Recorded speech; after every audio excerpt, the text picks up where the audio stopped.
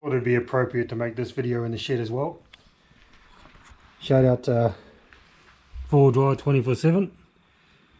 Who says you need a full Finally got the territory on. Mate, have a look at Keith. That's something I didn't think would happen. Never said this in my life. It's going to be a bit hard to get out, but a weapon of a foreign territory.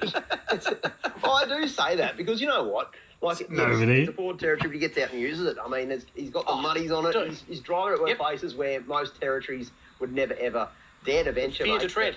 Exactly, but he's getting out there doing it. And, you know, he's just making the best of with what he's got. He didn't have to go, all right, now I'm into forward driving. I'm going to sell a territory and buy a 200 series because I need to. Exactly. No, he doesn't do that. Exactly. He just, love the one you're with, Graham. Do that sometimes, mate. Exactly right. When it comes to buying second-hand, I'd be a little bit careful when you're looking at foreign territories if you live anywhere near the Glasshouse Mountains. Because if this one goes up for sale, trust me when I say it hasn't just had one careful lady owner. Mate, there had to be one of them.